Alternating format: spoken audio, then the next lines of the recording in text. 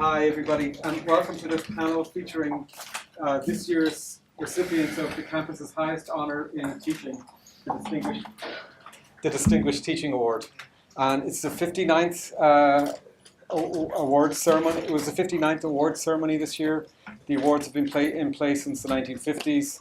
They weren't awarded in the late 1960s because there was a lot of other things going on in campus. And there were issues with the award that had to be sorted out. The award the procedures for the award are updated every year. So 20 years ago they started doing classroom visits. And we've also changed the award this year to accommodate family leave. They're continually updated. There's lots of wonderful teachers on campus. And so if there's someone in your department that you think is deserving of this award, please encourage your chair or department to put their case forward in the fall. So this year's recipients are Panos Patatoukas from the Haas School of Business, Rudy Mendoza from Psychology, Mary Kelsey from the Department of Sociology, and John DeNero from Electrical Engineering and Computer Science. They were all received the award 2 weeks ago at a wonderful award ceremony full of students, families, supporters, and a bunch of wonderful children. So it really made the ceremony it was fantastic.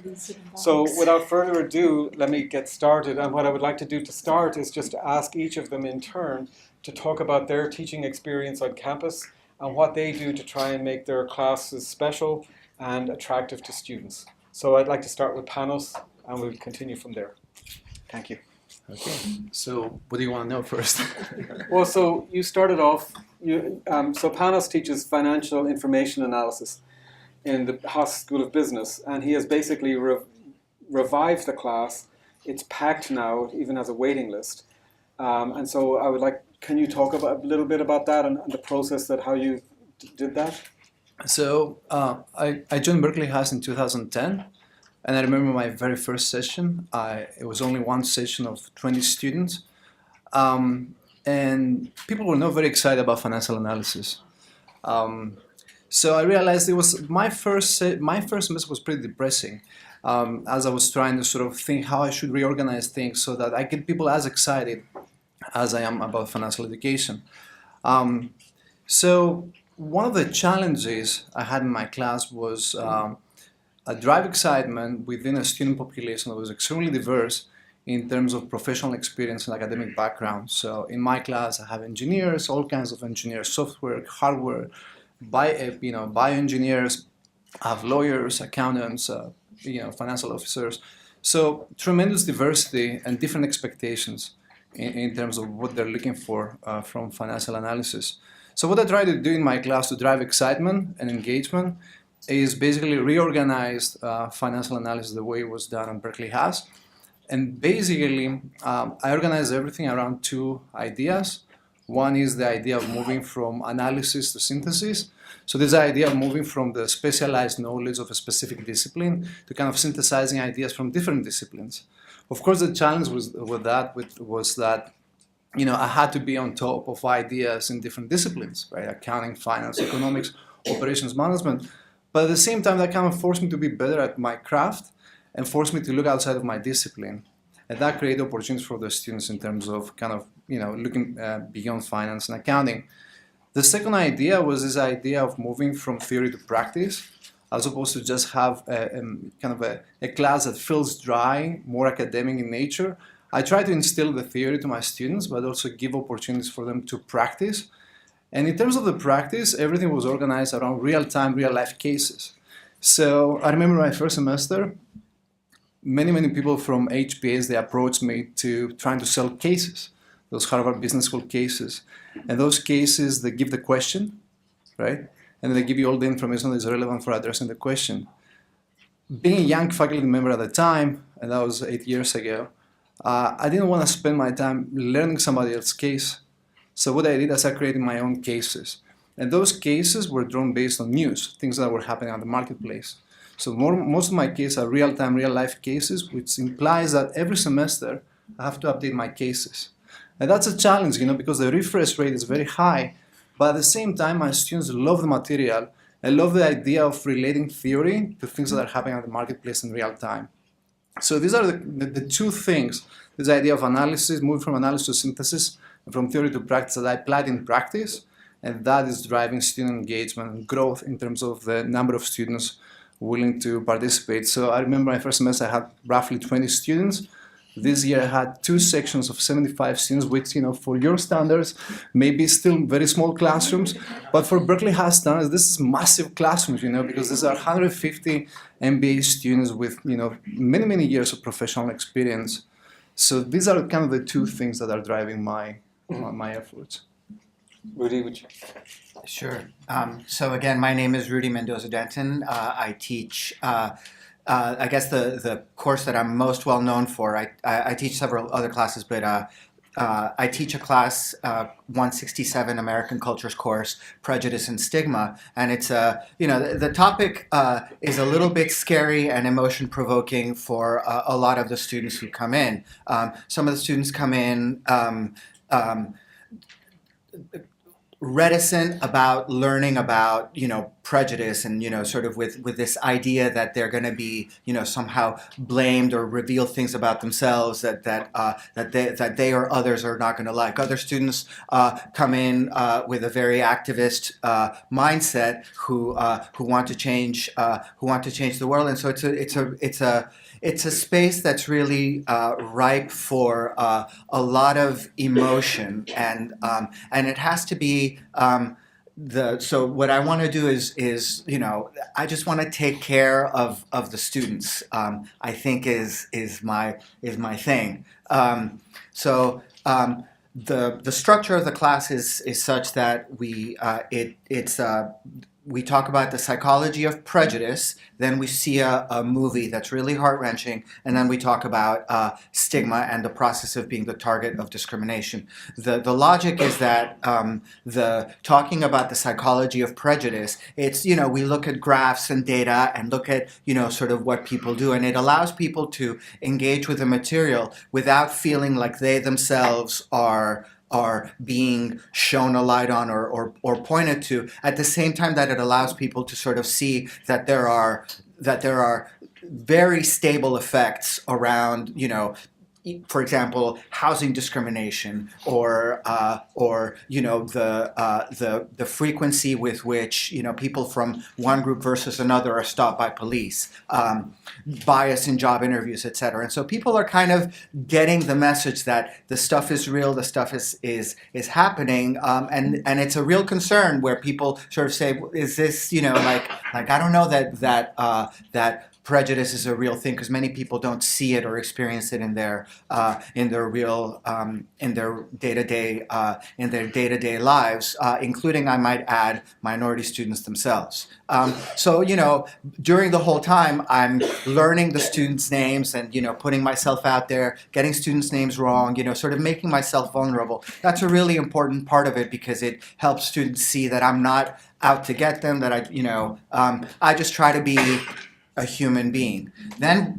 So we've warmed them up, and then we all watch this really, really searing movie that's about intergroup dialogue where things get really dicey. But by then, people are more comfortable with each other, and I've made them get up and talk to other people in the class. It's a large classroom, so it's mayhem a little bit. And then we're ready to talk about the experience of being the target of stigma. And that requires not just then all the academic sort of knowledge about how to read, how to work with data and read graphs, etc., but also a degree of empathy that so sort of preventing ourselves from othering the experience of other people, and it's around several different identities. So I think that's sort of the arc of the class. I would say if there was one thing I try to do, it's very basic. I try to learn students' names, and this came up in the last session a little bit, and I get it wrong a lot, but somehow it personalizes it personalizes the experience for students, and a lot of students don't like that I call them out and say like, hey, what do you think, and et cetera, et cetera. But it has very much the same effect as, I think, something where people are saying, I feel listened to and included. Mary? Okay, so I'm Mary Kelsey. I teach sociology, and I would say that the biggest challenge that I face is students don't believe in sociology.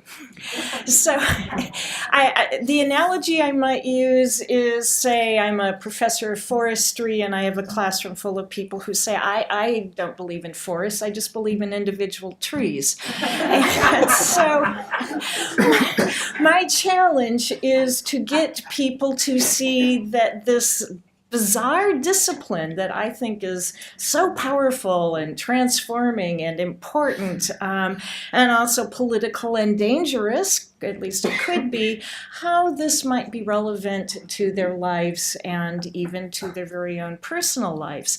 So I kind of gave up teaching sociology in the sense of, well, it's this and this and this. Of course, I present some basic theoretical frameworks. Kind of a fundamental question of sociology is, what's a good society?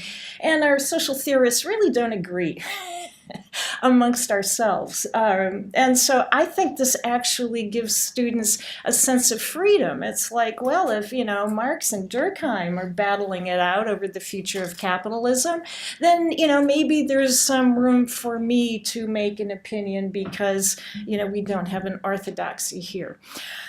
But I think where I start to see some, little, signs of comprehension is when I'm actually asking them to do sociology. And so I'm going to be using two examples from my intro class. And my intro class is for non-majors. This is known in our department as the killer class. I actually love it, but it's a very challenging class. So one of the first exercises that I asked them to do about a third into the class is to think about their own educational experiences, because they've just come from high school and they know high school and they like high schools. But I give them statistical data, and I give them statistical data about a high school in West Oakland. And they can get on a bus and they can see this high school in West Oakland. I am not making this up. This is not fake news. And I give them statistical data about a high school in Piedmont, California, which is a really lovely community. And they can get on a bus and see this high school in Piedmont, California. And it's real. It is not fake news. And I lead them to a California Department of Education website. And many of our students are not from California, so I give them a worksheet where they answer questions about their high school, which kind of allows them to see what's the, what classes, what races, what ethnic groups are going into these high schools, what resources do we have, how did these resources translate into a path of college, or what did I have to do to get here?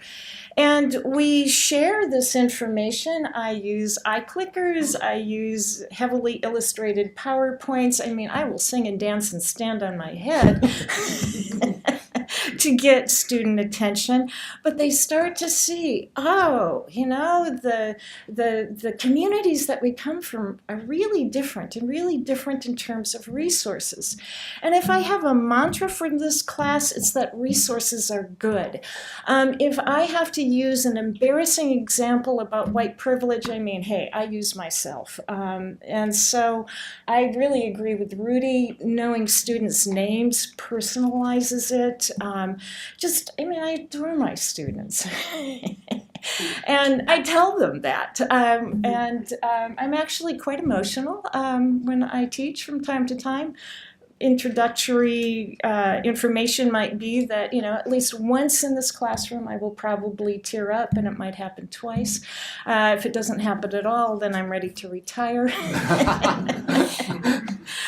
But so the first step is getting them to see, there are social circumstances that have shaped my life experience.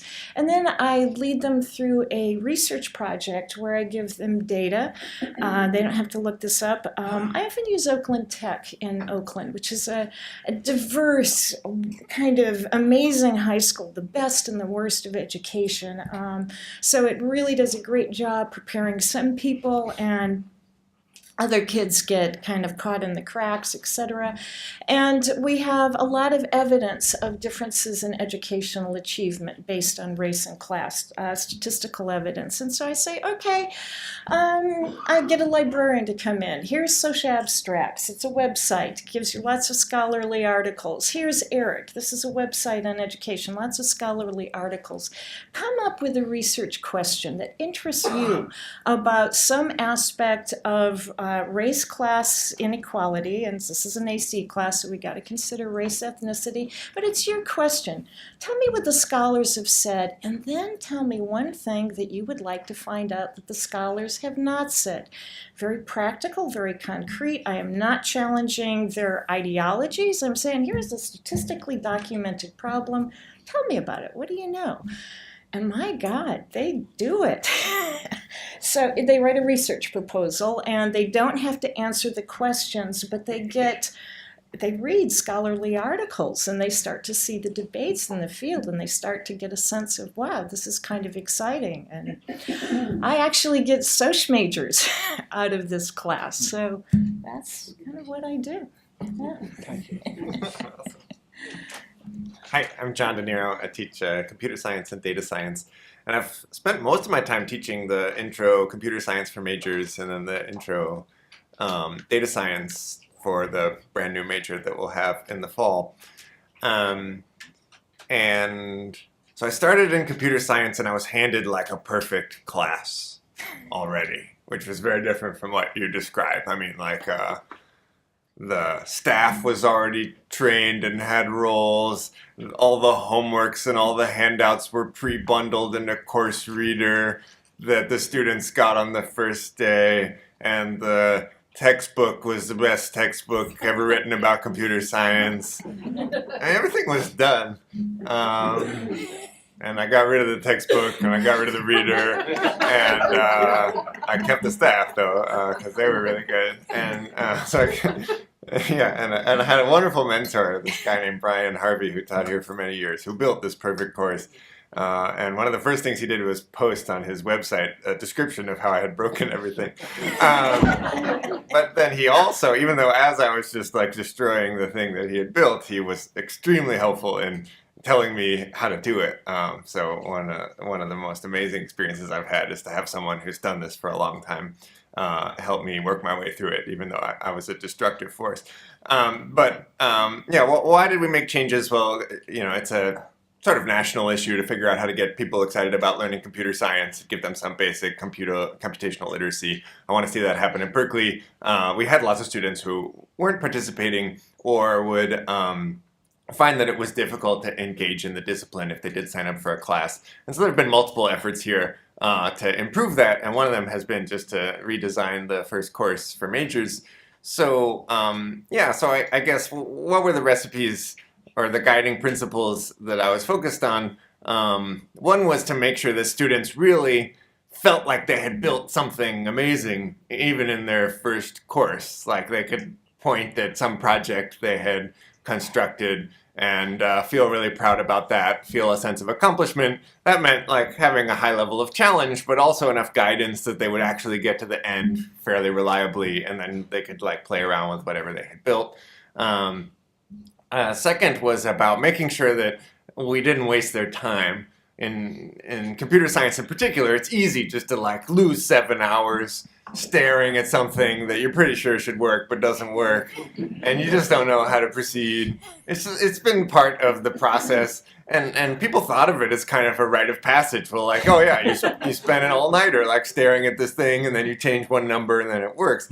I think that's like a waste of a day, and I think you only have so many days in college, so we've really worked hard to figure out how to change the process from just sitting there stuck for many hours at a time to having some way to get unstuck. And a lot of that is automated in terms of the software that we provide, but most of it is about setting up a culture where students are willing to come in to drop in office hours, and we have drop in office hours for at least 30 different hours every week, and then we like have the online forum and just tell students like, admit when you're stuck, and after an hour, ask a question. Not after 5 minutes, that's just asking for the answer. But after an hour, ask a question and don't feel bad about not understanding something yet or not solving it yet. The point is to learn something as you go, but that's going to require kind of engaging with the community.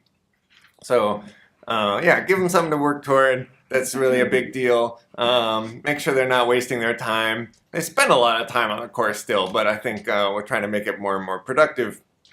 And and then the third thing was that I felt like we should help students figure out how what they're learning in class relates to whatever else they care about. And we started doing this in computer science just by encouraging students, you should really be doing independent projects or something like that. Or you should come back and teach the course after you took the course as a way of using what you know.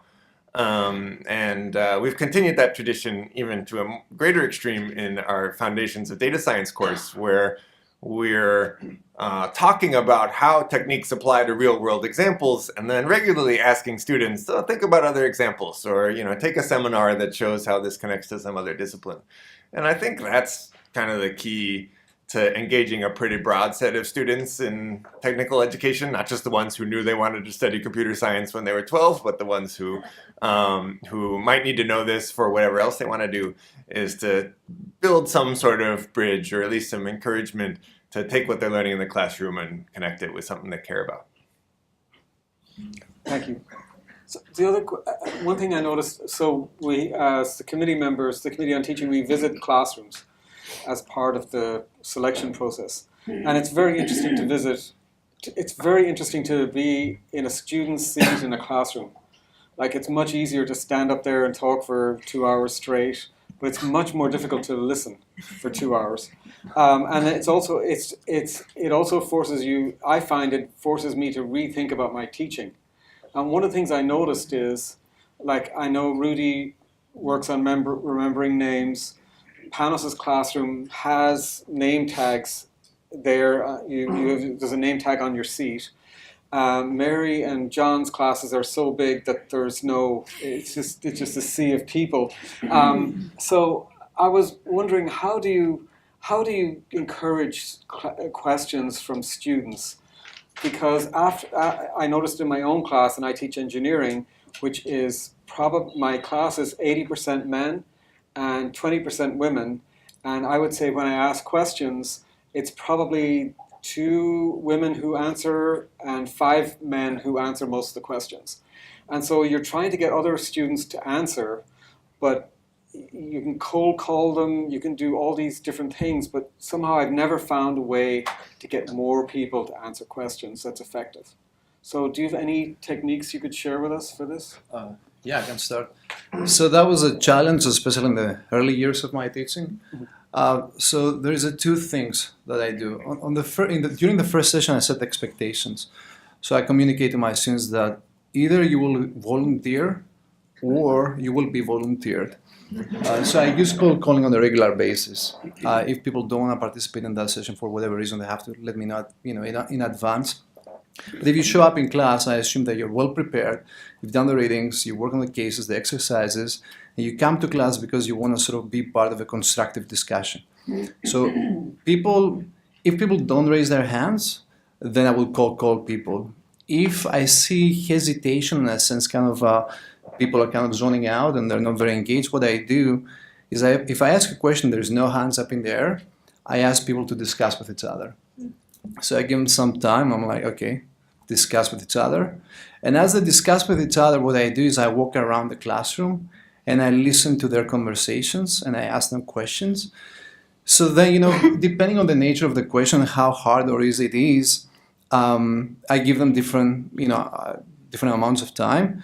But as I walk around, that gives me a lot of information as to how they think, what they know, what they don't know, and opportunities for follow-up questions that can sort of further build the conversation.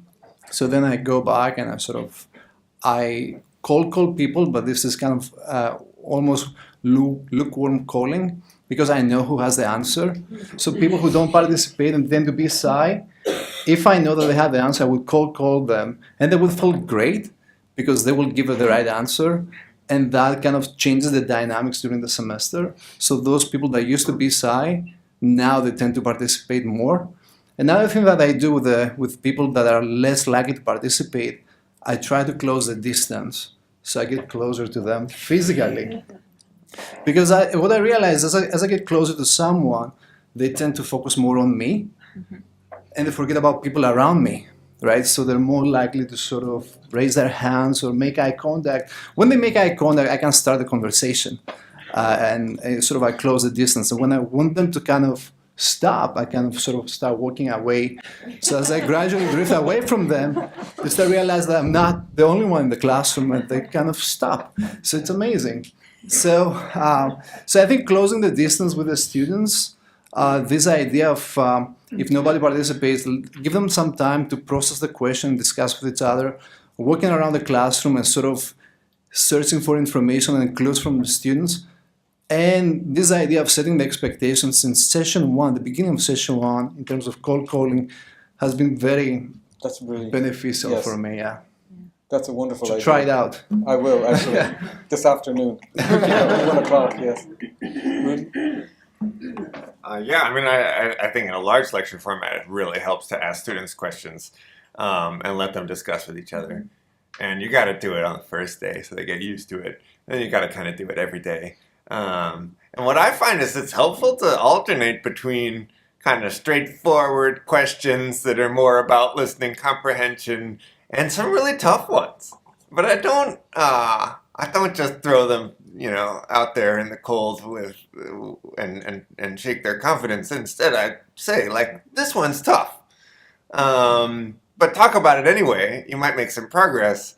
And by kind of giving a variety of different questions with a variety of different difficulty, I think eventually you get to engage most of the students in the class, even if they have kind of different levels of preparation or they're at different points in mastery of the material. But you want to kind of keep it comfortable, so at least give them some sense of what they're dealing with before you set them loose to talk to each other for 3 minutes. I actually do have one thing to add to this. I have discussion posts that are publicly posted, and I ask a whole bunch of questions, and they just have to do a paragraph. But I read the discussion posts. I'm also insane, but I occasionally find that a student says something in a discussion post that is really interesting and really relevant to what I want to talk about. And so it might be, Ali, are you here today? Because you said, and so I'm actually telling the class what this person said, but the author of the comment is right there who can say it better, and it would be, let me get it started. Would you like to finish? And so sometimes that works. The eye contact, the movement. I get frustrated by the limitations of lecture halls. Some lecture halls are much more conducive to moving. I mean, I could do Stanley Hall in the, right in the middle of the crossroads with the big PowerPoint, and so it's sort of a headless voice speaking from the class. But I think, again, that kind of physical movement. And knowing people's names and blowing people's names. I mean, I try. I get it wrong, but just the fact that I'm trying seems to create some goodwill, and they are important. So, yeah. I totally agree. I guess the only other thing I would add would be that the standard for pedagogy, and you see this with GSIs a lot, is who can tell me, and then there's just like, and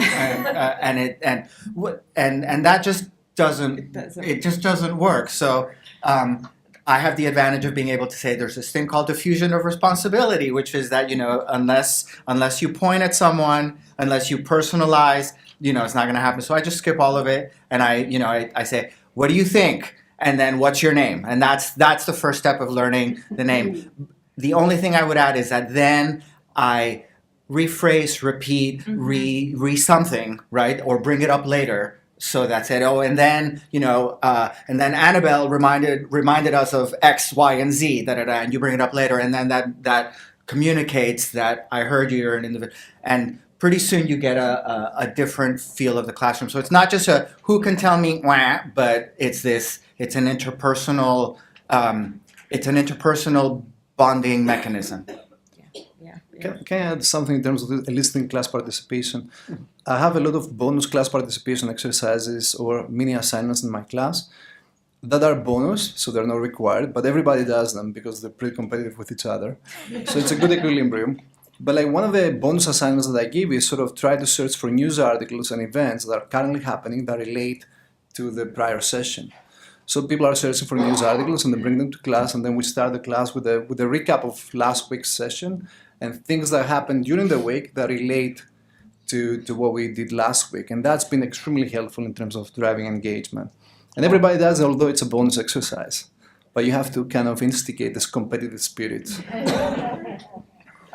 I think I'll just add that I think what I feel is that engaging students is, like the sort of like who can tell me what, like that often feels like that's like engaging the students, but you have to kind of go beyond that to like that's not engagement. Like engagement needs like something more than just asking the questions, and I see that everyone does that. Yeah, if there was a central theme in this year's recipients, from the classroom observations, that's the thing I noticed. The engagement with you all and your students was something I thought was just exceptional. Yeah, and I don't think it's about recycling knowledge, it's about creating new knowledge in every session. I feel like, I finish my class and there's always something new that comes up. Most of my papers actually are coming from, they're ideas that started in the classroom environment. So, when I go to class, I want to come up with new knowledge as opposed to asking, okay, just recycle stale information for me. That's boring for everyone, right? Mm-hmm. We have about 15 minutes left, so I'd like to open up the floor for questions. Anybody have any? I guess. Yes. Well, one question I have is in terms of using case examples that you create, like how complex are they? How long are they? How rich or dense are they? So usually, I don't know what's your experience as academics, but I spend 80% of my time coming up with a question. So my cases are basically half a page, 1 page long. It's a question, and it relates to events that are currently happening, and they relate to financial analysis, of course. So it's usually 1 page, maximum 1 page, and it's basically one question, one good question. And then the responses can be from 2 pages to 10 pages. It can be a whole paper. But how deep they go depends on their level of expertise and the level of engagement. But it's usually just a question. And all the data that they need to address the question, I assume all of them have internet connections, so they can look it up. So I don't give them the information that is relevant for addressing the question. Part of the assignment is actually searching for the information that is relevant for addressing the question. So that's my one key difference from what I do to kind of some of my other colleagues, where they give you the question and they give you all the information that is relevant for addressing the question, assuming that in real life somebody will come up with a good question for you and will give you everything that you need to address this question. But in reality, I don't think that's not my experience. Yeah, cases are a great way to kind of synthesize across topics in a long course. Like we do this at the end of data science, where we say like, oh, here's some new problem. I'm not going to tell you which of is this week 2 stuff, or is this week 8 stuff, or week 12 stuff. And the students got to kind of talk about, which techniques might apply to this real example. I think that kind of helps summarize the course. Could you give an example?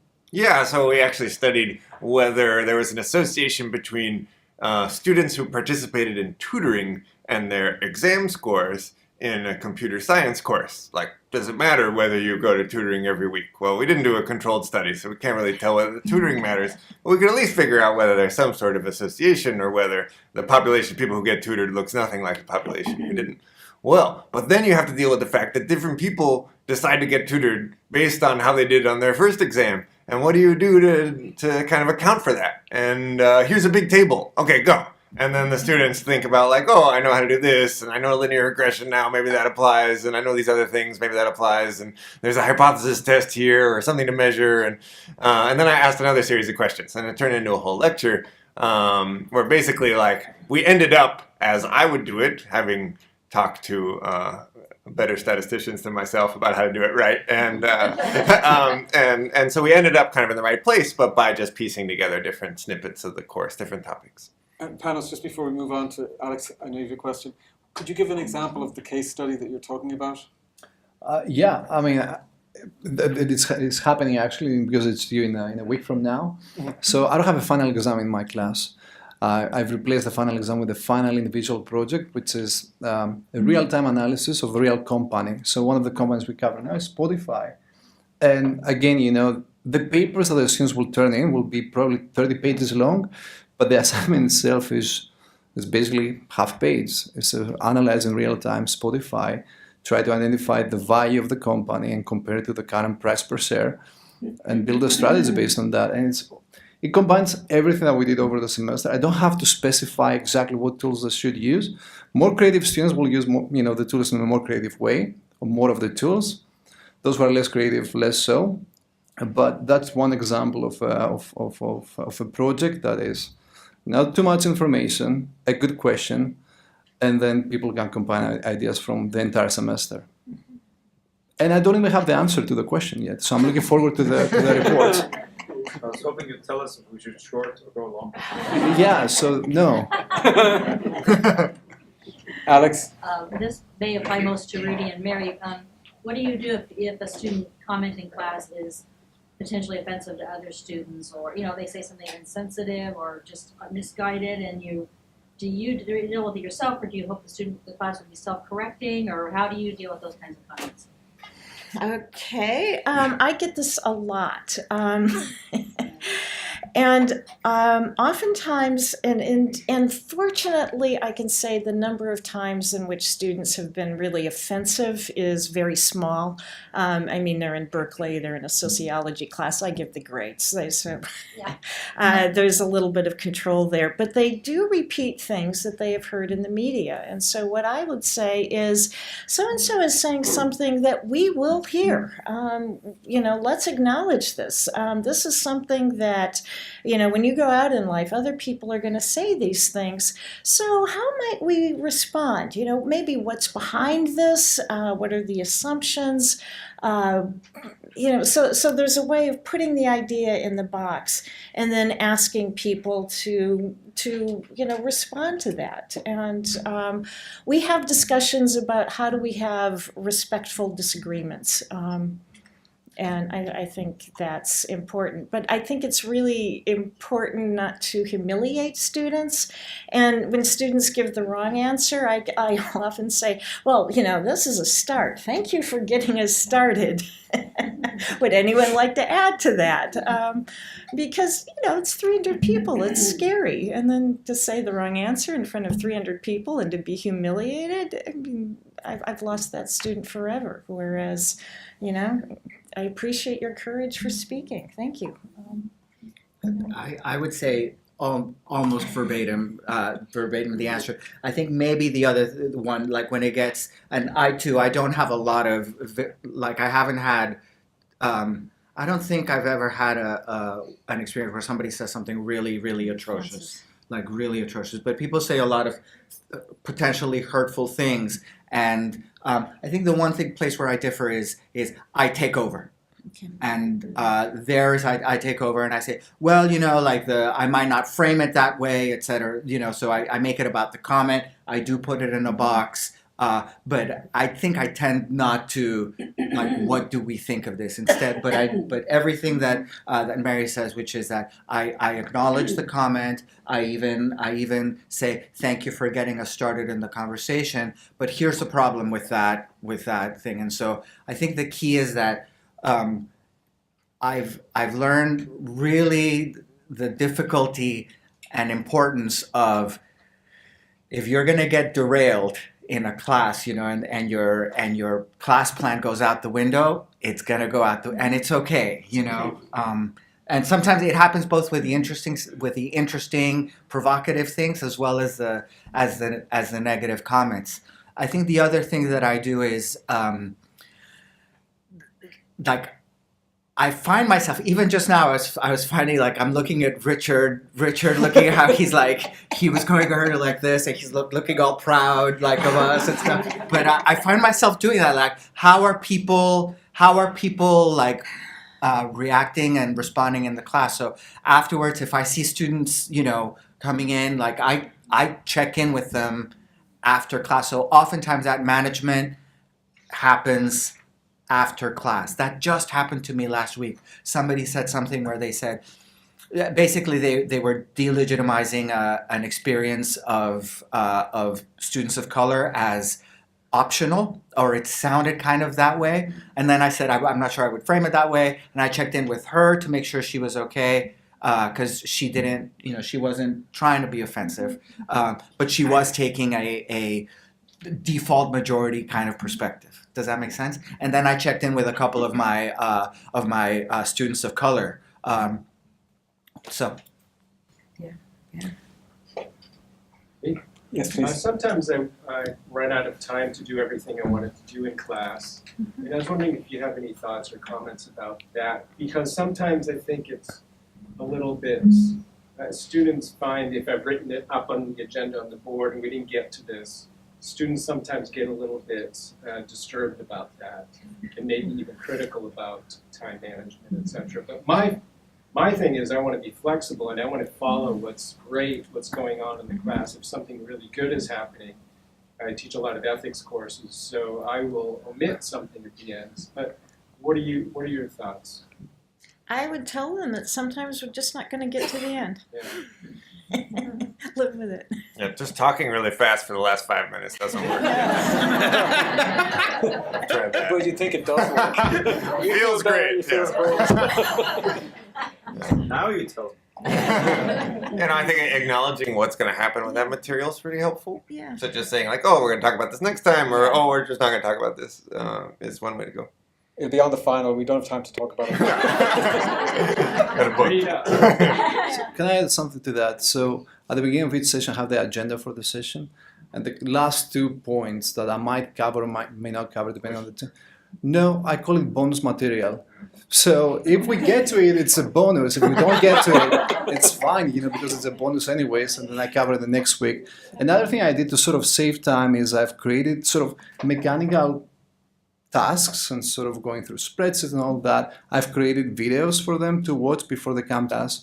So that kind of, freed up a lot of degrees of freedom for me in terms of structuring my sessions. So all the mechanical tasks are on a YouTube video, and then just call it a bonus, and you'll be fine. We have time for one more question. This is a question for Rudy and Mary. With such large classes, can you share your technique for remembering people's names? It sometimes is helpful if I can come up with a mnemonic. But 300 students. And the other thing is I found that if I can get 75 names down, that's a critical mass. And so the other 225, I don't have to worry so much about. It's like I could know their name if, so.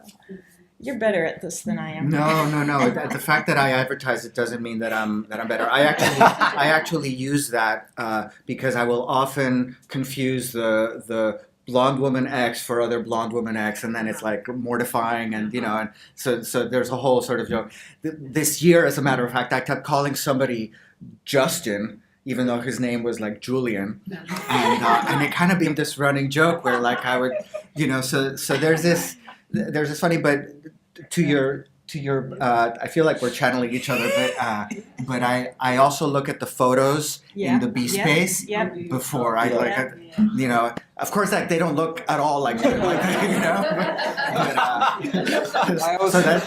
I always tell them that they're I do 3 things. One is I tell them that because they've come to Berkeley, they're much better looking and far happier than their B courses photos. So if I miss up their names, I apologize. And then I hand out I take maybe 20 or 30 homeworks and I hand them out individually to students in the class. And when you're handing out a thing to a student, you're calling out their name and then you see their student. And then the third trick is something I learned from a politician. And it's when you you hand it to them and they said, I can't remember your name, and then they'll say their name like Richard or Rudy, and you say, no, I know that name, I don't know your surname. And then you get a twofer.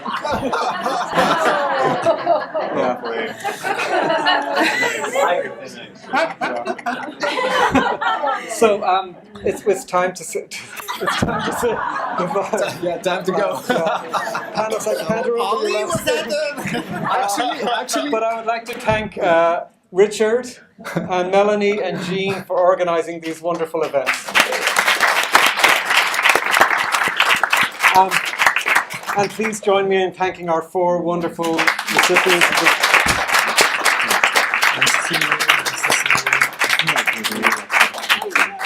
Thank you, everybody.